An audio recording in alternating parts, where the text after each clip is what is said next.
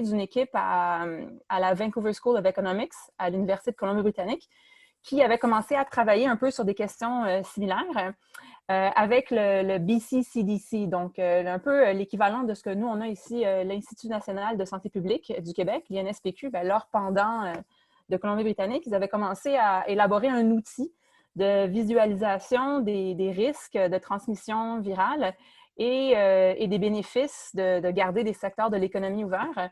Et puis, ce qui s'est passé aussi, c'est qu'en parlant un peu de leur projet, les gens de Vancouver, ont fait une présentation avec des gens un peu partout au pays, dont des gens de l'INSPQ, qui ont vu cet outil et qui ont dit « c'est magnifique, est-ce que vous pourriez l'adapter pour le Québec? » Et ils ont dit « nous, non, mais il y a des gens au Québec, il y a 2 profs à l'ESG-UQAM qui ont accès aux données, qui veulent faire quelque chose, donc elle pourrait faire ça. » Et donc, on a eu des rencontres avec des gens de l'INSPQ, des docteurs, des chercheurs de l'INSPQ qui nous ont expliqué un petit peu ce qu'ils voulaient. On leur a montré ce qu'on pouvait faire.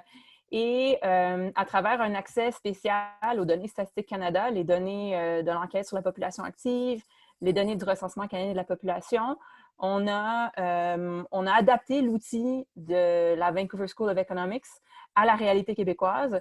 Donc, c'est-à-dire en prenant en compte les professions dans les industries québécoises, la part des différentes industries en contribution au PIB, le nombre de travailleurs dans chaque profession et industrie au Québec.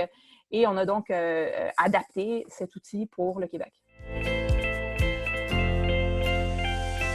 L'outil est basé sur, si on veut, ce qu'on pourrait appeler un risque théorique de transmission virale.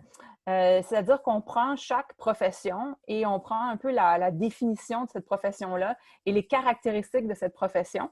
On calcule un indice de risque. Et donc, par exemple, les professions dans lesquelles les gens sont plus en contact avec des malades, les professions où on apporte des soins à autrui, évidemment, ça vient augmenter le facteur de risque. Les professions où les gens travaillent dehors, ça diminue le facteur de risque. Les professions où les gens sont en contact avec le public, avec d'autres employés, ça vient augmenter le facteur de risque, et ainsi de suite. On a aussi un certain nombre de caractéristiques qui ont trait aux travailleurs en soi. Et ces caractéristiques-là des travailleurs sont basées sur le recensement de la population de 2016 parce qu'on veut vraiment aller dans un détail assez fin des différentes professions. Il y a des classifications larges, mais nous, on va vraiment avec une classification fine. Et donc, on a besoin d'avoir des données sur beaucoup, beaucoup de gens. Donc, le recensement, c'est ce qu'il nous fallait utiliser. Donc, parmi ces caractéristiques-là, on a des choses comme est-ce que la personne utilise le transport en commun pour aller au travail? Est-ce que la personne a elle-même 60 ans et plus ou habite avec quelqu'un de 60 ans et plus? Des choses comme ça.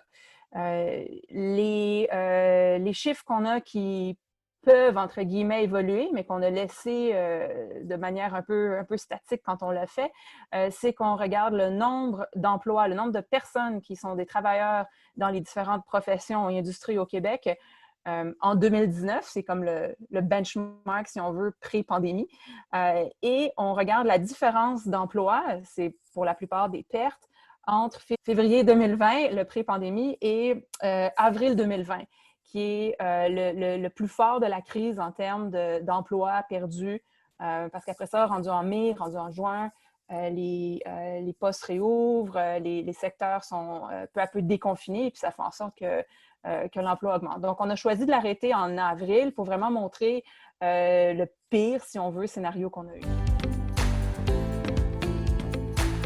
Notre but, c'était de mettre en lumière certains phénomènes, mais pas nécessairement de nous-mêmes d'avoir des recommandations politiques, mais c'est plutôt de donner ces outils-là au gouvernement, aux décideurs, pour aller mieux évaluer dans quel ordre, mais quand on l'a fait, c'était dans quel ordre déconfiner, et maintenant, je pense qu'on est plutôt dans quel ordre reconfiner l'économie.